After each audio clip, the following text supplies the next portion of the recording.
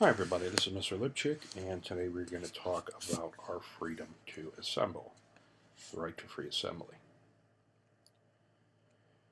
The right to freedom of assembly is protected by the First Amendment.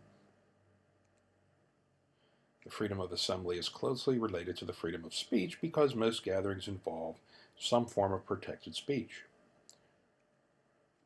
Groups such as political parties need this freedom to influence the actions of government. Protests, rallies, and other demonstrations are protected if they assemble peaceably. In De Jong versus Oregon in 1937, Dirk De Jong appealed his conviction under an Oregon law for conducting a meeting sponsored by the Communist Party. De Jong did not advocate violence at the meeting, and the Supreme Court overturned his conviction, stating that peaceful assembly for lawful discussion cannot be made a crime. The De Jong case established two important legal principles. One, the right of assembly is as important as free speech and the free press. And two, the 14th Amendment protects the freedom of assembly from state and local governments. The freedom of assembly includes the right to parade and demonstrate in public. This right was limited in Cox versus New Hampshire in 1941. Cox, a Jehovah's Witness, was convicted of holding a parade without a permit.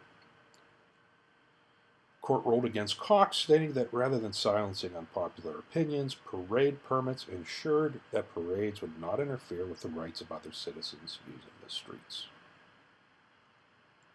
So, once again, rights are not absolute. They basically end where the rights of other people begin.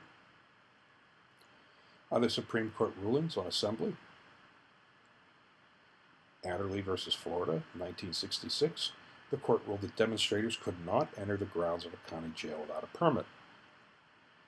They ruled that the preservation of the property under its control to the use for which it is lawfully dedicated. In other words, the jail wasn't supposed to be a site of protest. It was there for another public purpose. The Police Department of Chicago versus Mosley in 1972, the court struck down a law that banned all demonstrations near schools except for picketing. The ruling was made to ensure that freedom of assembly applied equally to all groups, equal protection under the law. Lloyd Corporation versus Tanner in 1972, it was ruled that a group protesting against the Vietnam War did not have the right to use a shopping mall. The court ruled that the right to assemble does not allow a group to convert private property to its own use. In the New York State Now versus Terry in 1990, and Hirsch versus Atlanta in 1990, the court refused to hear appeals to laws banning demonstrations at private abortion clinics. Demonstrations blocked the entrances to clinics, and by refusing to hear the appeals, the court allowed the demonstration bans to stand.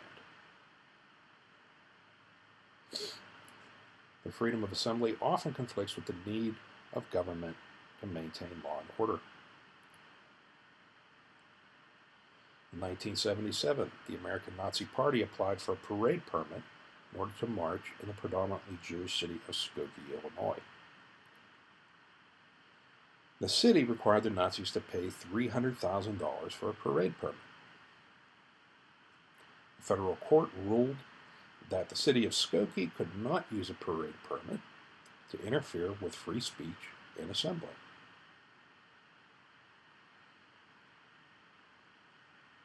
The Nazis were permitted to march after a long court battle. And ultimately, instead of a parade, they had a brief ceremony for which only a few members showed up, kind of illustrating their cowardly, pathetic nature.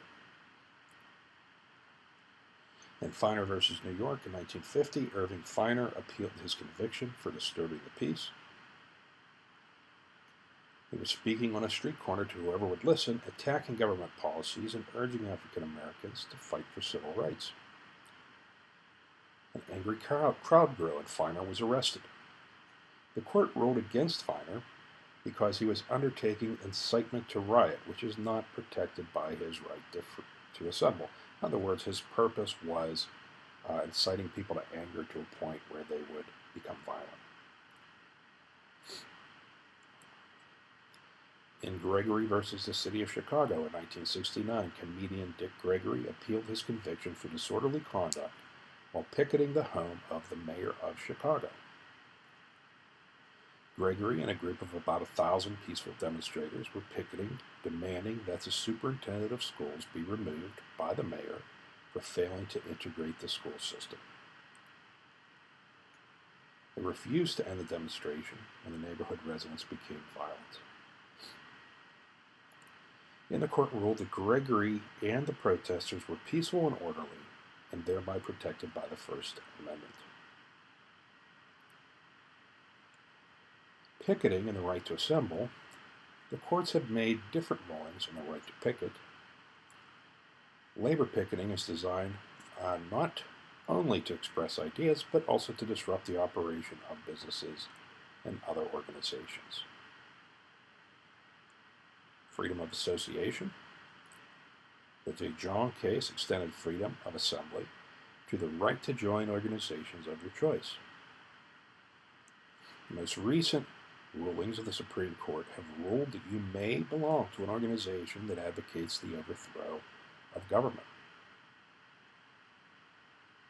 Only the actual preparations to do so are illegal.